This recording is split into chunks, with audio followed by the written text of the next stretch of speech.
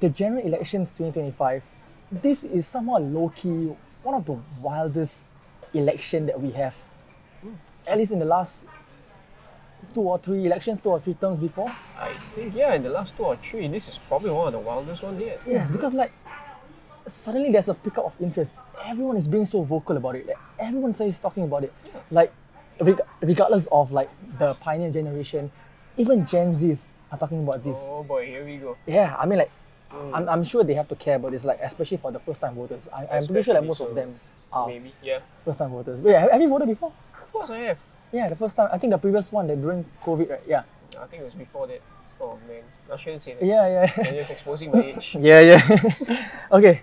Yeah. So basically, I mean, this is one of the wildest general elections that we have. By far, people are talking about it. Hold up. Before we get into all that, let's re-enlighten me. I'm recapping myself, starting to take back some interest in this because I recognize the importance. You see? Okay. Yeah. Yeah. So, walk me through again. Okay. So basically, the election is going to be held on the 3rd of May. It's a polling day, so it's technically a public holiday for all of us. And this is the first general election that is being led by our newly Prime Minister, Lawrence Wong. Oh boy. He's going to lead this batch of the People's Action Party into this election. And they increased the seats to 97 seats. Wow. That is going to be contested in What this was the election. previous amount? Was it 90? 93. I think it was 93, yeah. Yeah. If I'm not wrong, I think it was 92 or 93. I'm going to check the facts about that first. I recall it's around that number. Yeah. So they've actually increased the seats to 97 because I think they have introduced like new SMCs, especially for the newer estates. Like I think one of the newest estates that we have is actually Jalan Kayu, which is your Fernvale area. There's new sets of BTO there. Right. And they extended Punggol.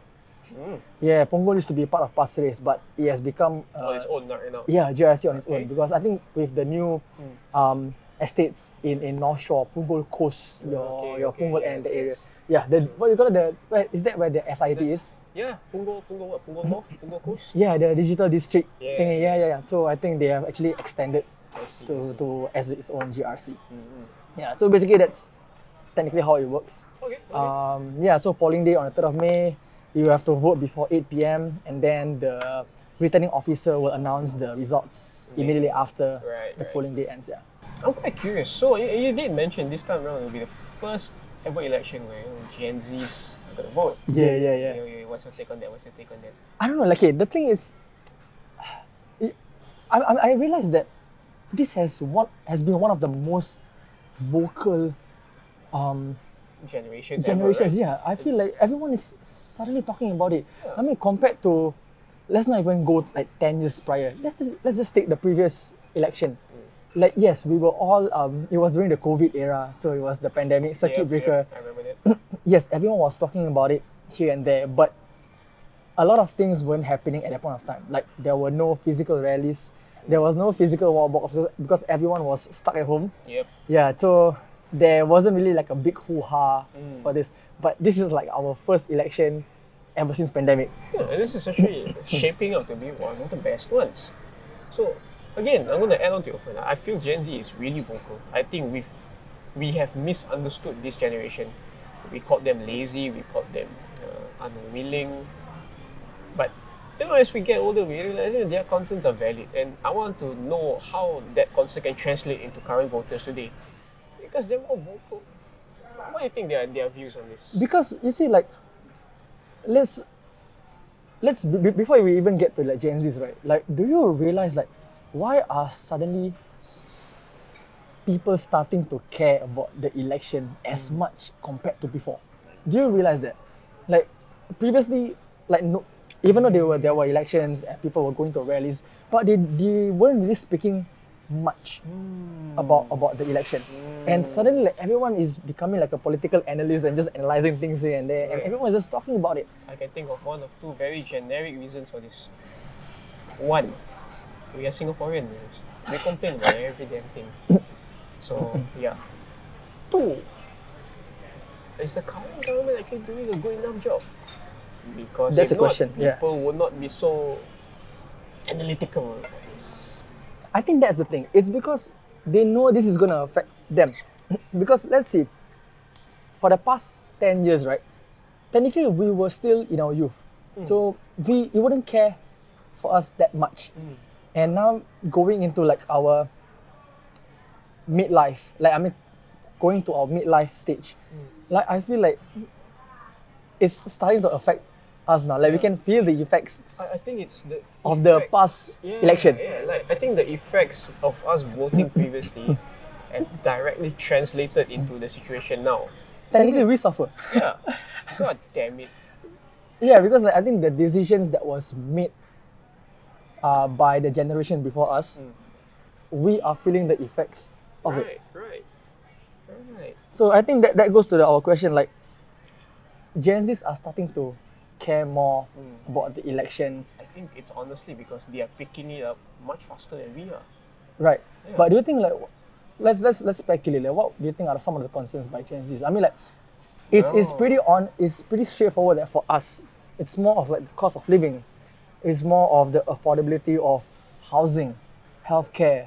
I think these are the main topics that I think has even been they the talk about- main issues of this election actually. Yes, and I think that is exactly why Gen Z are very particular on this. Looking at the housing market now, if this goes on, it's just going to be China all over again. Okay? The bubble is going to burst eventually. Yeah. And I think if that happens, Gen Z will have absolutely zero chance of securing a unit for themselves. I think that's a very good cause of concern. I think that makes sense because, like, for us, we are feeling the effects of the past generation who actually voted for the incumbent. I think the Gen Zs are starting to be more aware, I would say. Like, they know that if they don't take action now, it's going to affect them later in life. Yeah. Does that make sense? Like, Yeah, it does. I feel so.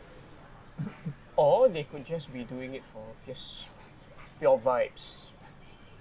I really hope not. do you think the Gen Zs are voting because of the policies or the manifestos that's being laid out by all of the parties, or is it just purely like vibes? It's like I don't like you, I don't like this minister, I don't like this MP. Okay, His what- face, I don't like. What I want to believe is that this generation has grown up slightly. I think more than half of them are taking it seriously. The slightly younger ones, I think, still hovering in between. I don't know whether they understand the true nature of all this and how much backroom politics goes into play. Yeah. Because you see, like, for sure, the Gen Z's influence does not come from, for sure, like our news media channel. Yeah, they don't. Everything comes from social media these days. Do you think the political content that is being put out on social media influence their real life opinions about the party? I think realistically, I think about half of them probably are. I mean, let's take it into perspective. You and I consume media content because of how easy it is to digest. Yeah. It could be the same for them. Oh wow, I'm gonna fix your transport, bro. Vote for me. You never know. Right. Because like, whenever like I ask my younger cousins and everything, like when I ask them about the political situation in Singapore, most of them will infer whatever they know from social media. Right. So, well, let me flip the situation. Is it the Gen Zs or the younger generation? I'm not gonna target Gen Zs. I think we should target them as the whole younger generation because we're in the middle. Do you think it is them consuming media, or do you think it's the parties misusing social media? Oh, that's a tricky one. Think about it this way. You and I, we work in this industry. We know how manipulative whatever content we put out can be. Yeah, when they consume this type of Right. content, yeah. Do you think some of the actions that they take on these platforms are deliberate? Do you think some of them are orchestrated? Because I'm gonna be upfront with you, man. I'm seeing a lot of chaos online. Actually true. Yeah. Dude, I saw some guy singing. I'm gonna get into that later. Okay? Okay? There's a whole freaking topic I'll talk about this because I got devoted because of that guy. Opposition parties is basically like our alternatives to the incumbent. We want alternative speakers in parliament to actually voice out the actual concerns of Singaporeans. the common man like us, what we are facing. Were they able to progressively persuade in their own GRCs? Progressively, because you see, my point here is, I'll get to my point after we speak about this question. My concern is the consensus of people I've spoken to is it doesn't make enough political and economical sense for them to be voted. Okay, Yeah, like I'm just referring purely in terms of policies. right. Yeah, I'll get back to you on this. Why? And you see, that's the thing. Like I don't get why there is a need of having multiple political parties why rather can't than you just- four. Yeah, you see, like when we have the incumbent and we want oppositions to be the alternative voice in parliament to speak up for the actual issues that we common men are facing. That's one. But if you are an opposition believing in different things, Doesn't that make it even more complicated for us Exactly. as voters? yes, Yeah, so then begs the question: why can't they just combine into a bigger group? Well, I think they can tackle the issue Right. that all of us common men are facing. You never know. exactly. So I was reading through about this thing, like why are there so many smaller opposition parties and all of these newer ones that comes out. Yeah, where do these monkeys keep coming from? So apparently, most of these opposition parties have made it clear that they have never had the intention of forming the government. So what they are trying to present is that they want to be the ones that is checking the incumbent. They want to be the ones that whatever policies has been set by the incumbent, they have to check these policies has been set by them. So I mean, you have heard about this very famous phrase, own self, check on self. Oh yes, Yeah, we had our grandfather to thank for that exactly. So, I would say that most of them are technically not against the policies that the incumbent has made, but it's more of like they want to provide an alternative solution to the solution that has been made by incumbent. You get what I mean? It's like if I'm going to lay all of these policies, the opposition wants to be an act where, like, hey, like maybe we can do it this way. Like instead of raising the GST to this, maybe why not we get capital from other sources as well, instead of raising our GST, so on and so forth. Yeah, so they want to act as an alternative where they actually check these policies by the incumbent. So then it goes back to the ultimate question: do the Singaporeans actually want like many alternative voices, or do they just want one effective opposition? You see, that's the question. And like, It's like a catch-22. Like we can't seem to decide. It's like we have a problem. The government presents us a solution, but there is another problem to fix the original problem. So it's like Right. blah, blah, blah, blah, problem, Correct. problem. How do we get about that? exactly. So- Interesting.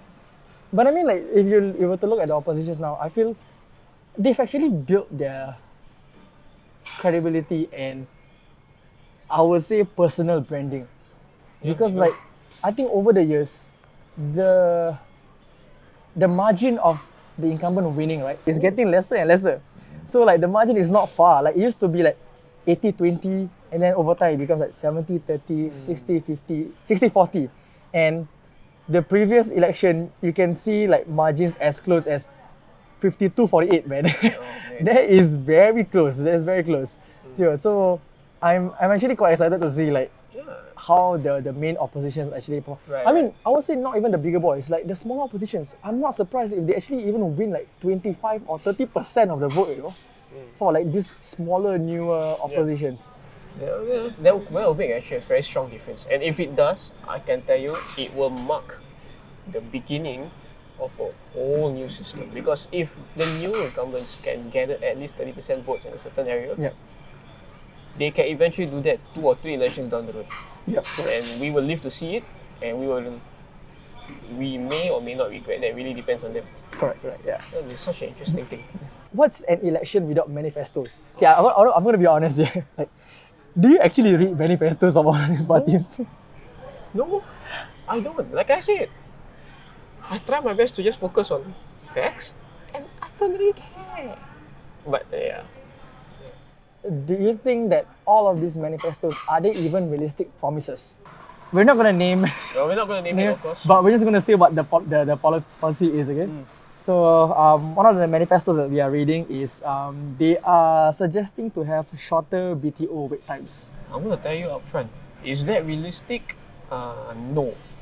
Let's just put it this way. I think right now, it's kind of like an overbooking situation. There is a lot of demand, no supply, Yep. causing the prices to go up, which pressures the builders to build faster and faster and faster. Yep. But as you have seen in Tengah, what happens when you rush things? Dude, the aircon leak. My aircon is leaking, I got a botched ceiling. So do I think that's realistic? Honestly, it can be done, but no. But it's is it due to them rushing to get the BTOs out, or is it not. just Or is it the quality of work? yeah? Is it the quality of work, Yeah. the workmanship, right?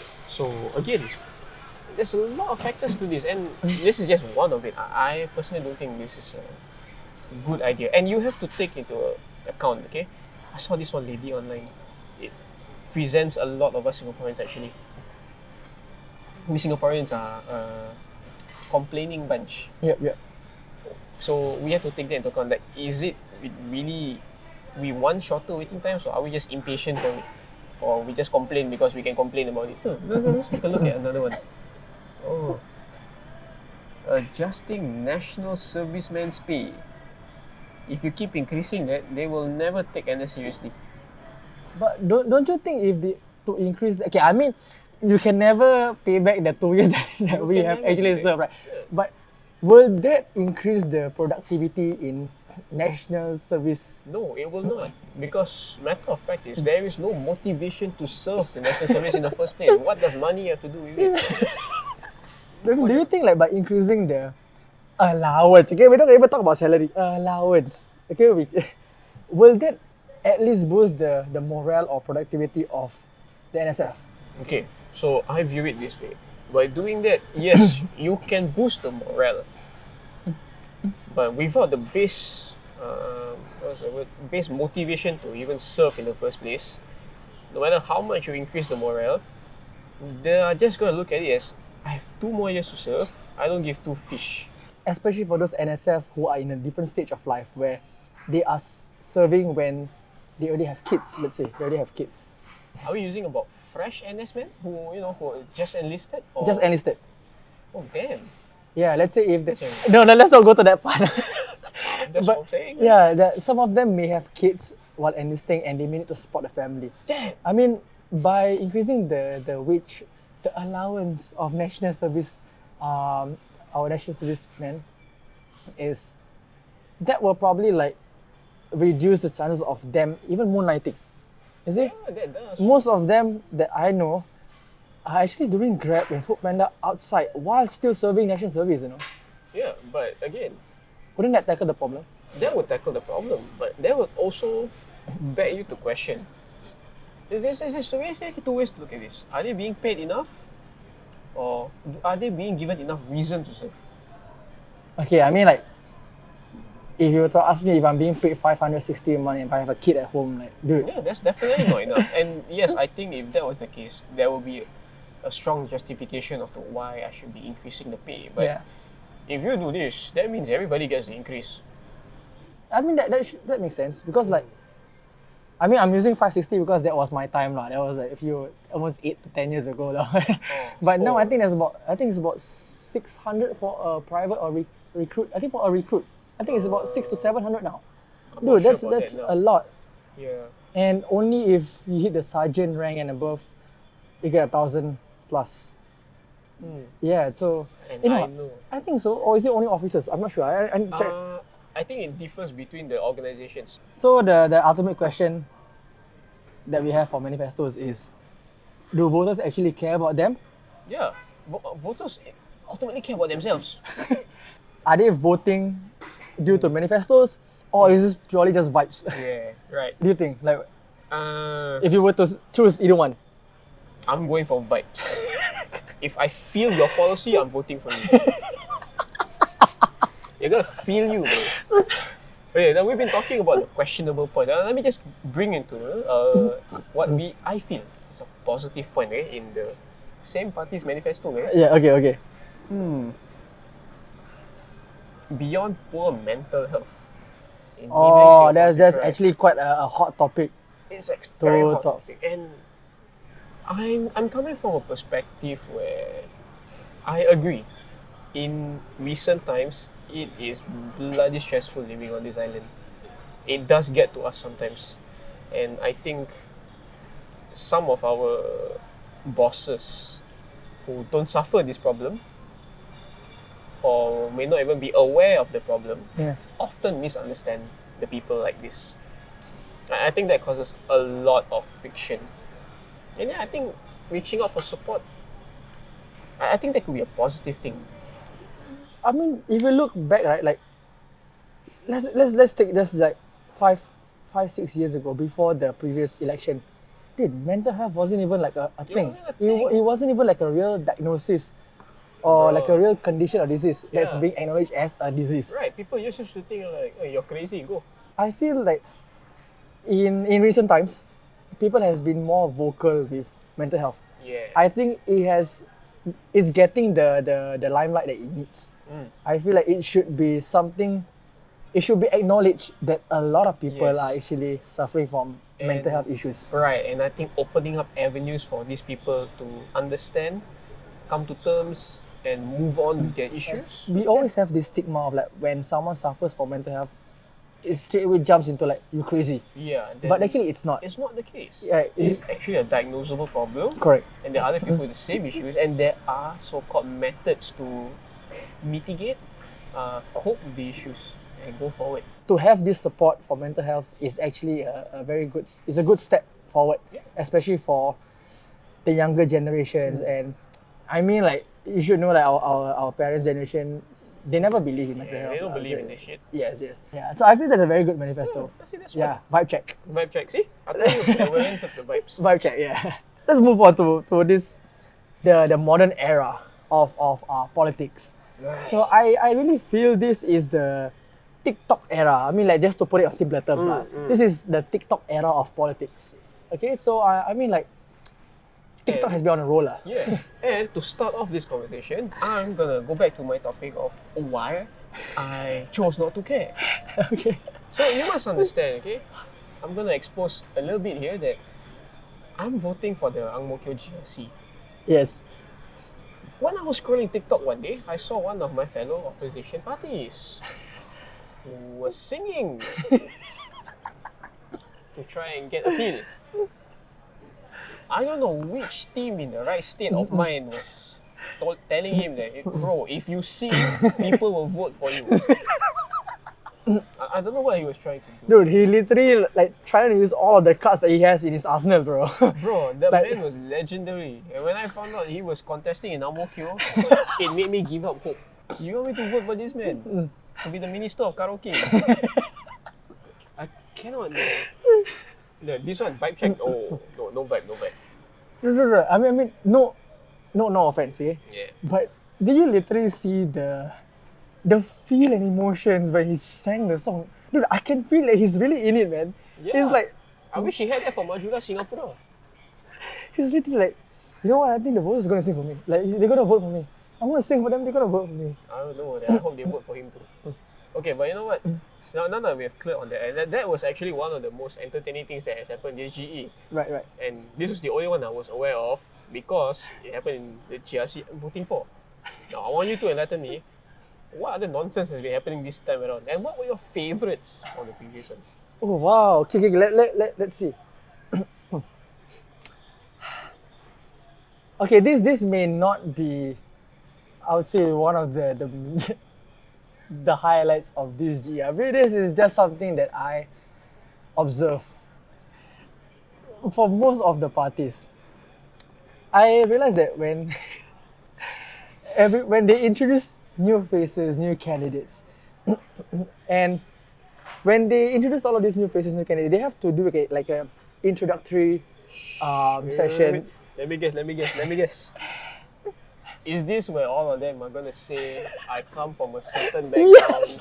from a certain... Oh, man. I used to be poor. I I just want to point out to all of y'all, I rather you say that you were rich. If you will say you're going to be poor, we're going to find out either ways. I think we'll respect you more if you were not going to say. Exactly. So, I mean, okay, since we are still on that, right? Like, I understand you're trying to resonate with the audience, okay, with the voters, Yeah, we totally 100%. with the residents. But how does that make one feel, knowing that, dude, you were poor, and you're an MP now. I'm poor. Like, tell me what you do to be where you are right now, so we all of us can follow your footsteps. I don't care about where you were. I want to care about where you are now. And how What you did get there. do to get now? Yes. So I feel if you were to inspire someone and actually guide them to be successful as where you are right now. I think we'll be more inclined to vote for you because then I can see you care about your own well-being, you care about the people around you, And you want them to be at the same level of where you are right now. and that's where I can tell you, you know what? If I vote for this man, he will bring our town to a better place. I have more confidence in you. Yes, rather than building karaoke bars in Ang Mo Kio.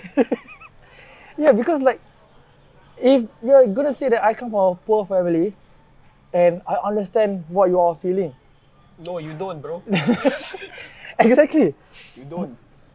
My goodness, you Like, your perception of poor is different from my perception of poor. I want to get your opinion about it. Independent candidate. Someone who doesn't belong to any political party but are actually contesting as an independent. Are you aware of that? Yeah. In this election, there's actually 2 independent candidates. One that is running in Mountbatten SMC. One is running in Radin Mas SMC. So I'm going to give you a bit of What context. the heck is that? Okay. So this independent candidate who's running for Radin Mas SMC, his background is that he grew up in Bukit Permai, which is Radin Mas SMC. So he claims that he understands what the residents are going through in that area and what are the developments that has actually happened in the last few elections. That's one. Okay. And then the other independent candidate, he's running in Mountbatten SMC. He's being called the crypto candidate. So he ran a startup and he invested in bitcoins and whatsoever, and So that's how he made his fortune. yeah, he claims that he has managed a team and everything. So Okay, I'm cynical right now. So this guy actually done his research. He knows how like to be an MP in a SMC. He understands how town council works. He understands how grassroots works, which I find it quite impressive for someone to have actually done their homework prior to joining the elections. Now I'm gonna play the opposite coin. But what's his motivation for doing so? That's the thing. Is he greedy for power? Is he trying to gain influence? And this is just the negative side, but maybe it could also be that does he really care about the location? Why does he not want to join a political party but instead running this as an independent candidate? Candidate. I can answer you. One reason why he never joined any of these other parties. But let's look at it realistically. Man has zero background on all this. Yeah. Right. So then it would not make sense for these parties to even hire him. That's one. So that's already one avenue cut off. Second, if you were to join the smaller parties, the same reason will apply. Plus, there will be no exposure. But wouldn't that give you like experience of being in a party, how things run, and having a support of like multiple members in the team? I think. Yeah, it does. But I'm assuming if you were to run alone, you are so confident in your abilities to run it on your own. Or to work in a team if, say, you get elected. I could also view it as brother has too much money and time on his hands, but I don't want to see it that way. I think that makes sense. Right. That makes sense. I mean, you spoke about it earlier, like all these small parties, vote finish, 5 years later, where the heck are you guys? Exactly. Maybe the independent candidates wanted to avoid that situation. Maybe that could be what differentiates them. Maybe they really care. That's why they want to make themselves visible. Right. You never know. Exactly. Only they will. Yeah. Okay.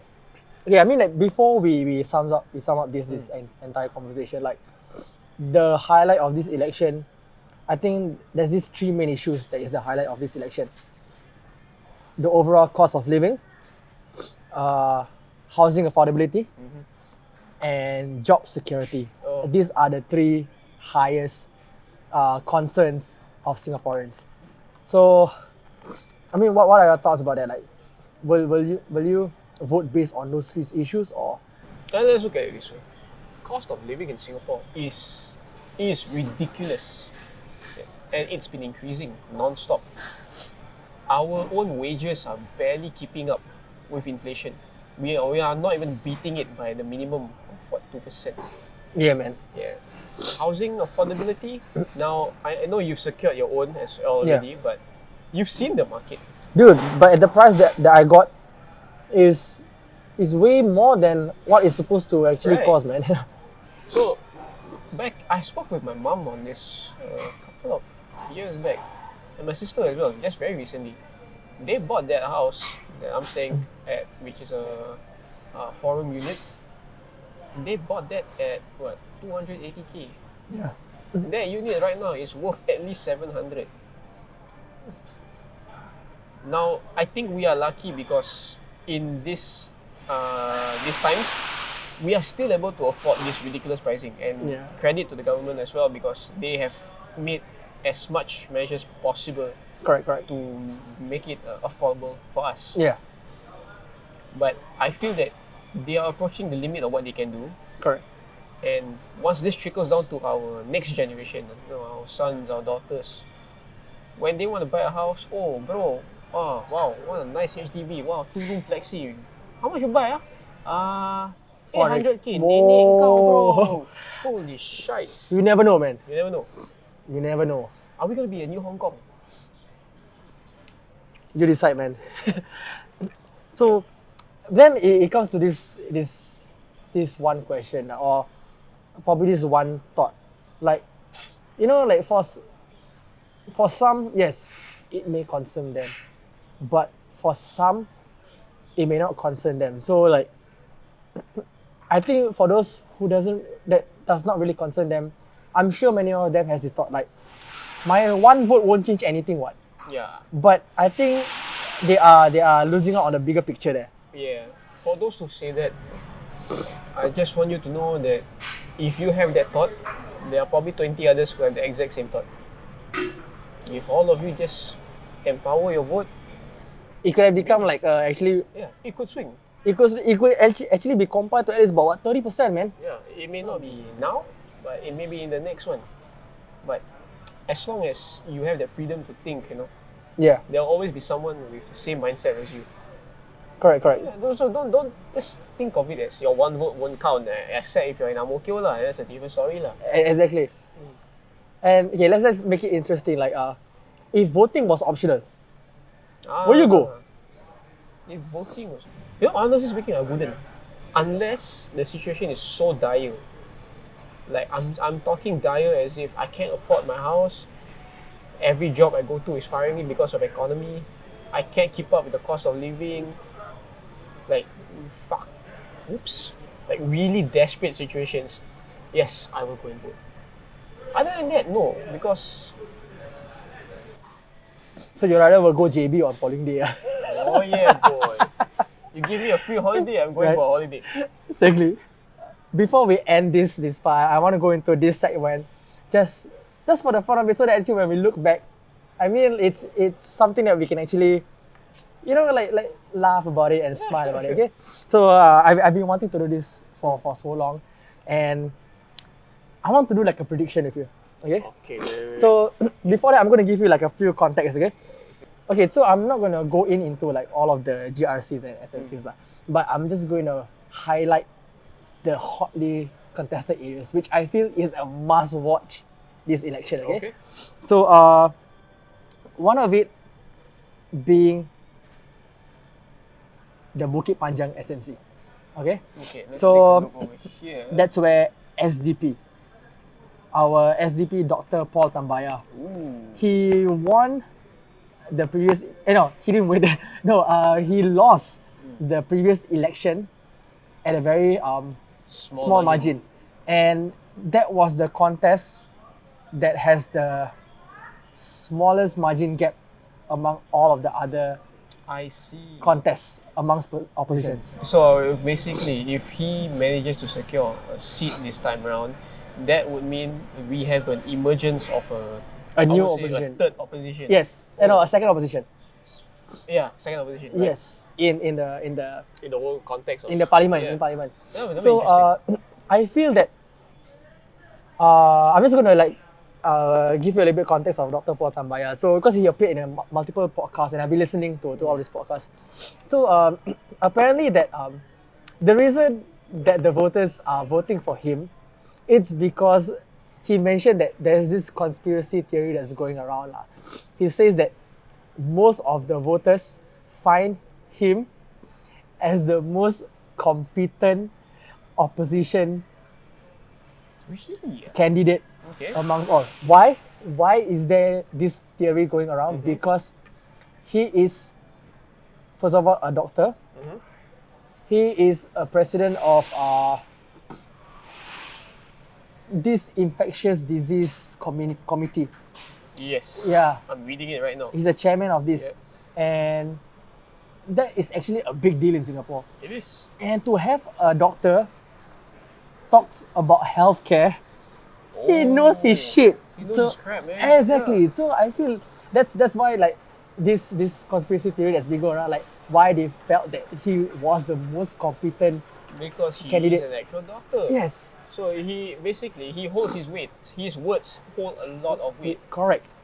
Okay. Yeah. So I felt that was one of the I say this is one of the hotly contested area which I'm actually looking forward to. Okay. And partly because I stay nearby lah. Even though I'm not in his SMC, but I stay nearby. I think it came as a surprise to all of us after the nomination day yesterday. Wow. So, Workers' Party has announced that they are going to contest in Tampines GRC with the incumbent from alternate GRC, Mr. Faisal. He's going to anchor the Workers' Party team in Tampines GRC. Wow. And they are going up against the incumbent that's anchored by Mr. Masagos and parties from NSP and PPP. Okay, so it's gonna be a fatal four-way, man. It's technically we're talking about. It's a Royal Rumble right there, bro. It's a fatal four-way, man. It's technically putting The Rock, Stone Cold, Triple H, and The Undertaker in the same ring, man. This is prime WWE again, man. Oh my god. Okay, so reason being why I say this is one of the hotly contested area is because that Workers' Party decided to contest in Tampines instead of Marine Parade. So it was a shock that Workers' Party were not contesting in Marine Parade and there is a walkover. So you see, it's a walkover. Yeah. So technically PAP won 4 seats already. Wow. Yeah, so a lot of the other opposition parties were not happy that why the Workers' Party is not contesting in Marine Parade, but instead going to Tampines to have a 4-cornered fight. So for me, it makes sense. Like, so we are going to see the battle of Mr. Faisal against Mr. Masagos. And we all know that Mr. Faisal brought up about the hijab issues. Yep. He was so vocal about it and eventually got it's technically allowed. Nurses can wear hijabs to work. And there has been a lot of buzz going around saying that after that policy was introduced, Mr. Masagos claimed credit for it, I see. saying that, oh yeah, we've been talking behind closed doors about all of this. Like, why say it now after the policies has been like it has been allowed? It's all a farce. But in a way, I can see the standpoint from these two. It's quite interesting. Yeah, so we got to understand that Tampines has quite a number of the Malay Muslim community staying there. What's actually their population? We won't know. Yeah, so by having Mr. Masagos around, yes, it makes sense. But to have like a very worthy opponent like Mr. Faisal, this could actually shake up Tampines, man. Yeah, I mean, like, this is the battle of like our Malay community leaders. I think that's what we want. We want more Malay community leaders who are actually more vocal about the Malay community issues. Muslim. I'll say Malay Muslim community issues. Very interesting. Yes. Yeah. Because if you think about it, there hasn't really been a minister to represent us in all these issues Correct. or to assist us in putting on all this madness. I think that Tudong was a very good example. Yeah. What could be other issues going forward that you feel like, I think about the housing affordability. Like we know that the Malay community is the highest population that actually lives in a rental flat in Singapore. really? Yes. That's a proven fact? Yes. Holy shit. So we want to promote for them to actually being able to own a house. Yeah. So it's something that should be actually be discussed or be debated about this. At least there should be someone to represent them. Exactly. Okay, that makes sense. Yeah. So yeah, my take is I got a feeling Workers' Party is going to carry this one, man. It could be. I could be wrong, but I mean, if you look at it from their perspective, all they need to do is probably how many percent do they need to secure if it's a four-way? 26? 26, bro. 26%. Yes. Any last words for our voters, our Singaporeans, fellow Singaporeans who's going to vote on the 3rd of May? Choose wisely, even though you feel that PP is going to win. Vote wisely, guys. But cannot lah. My place, the opposition rabak.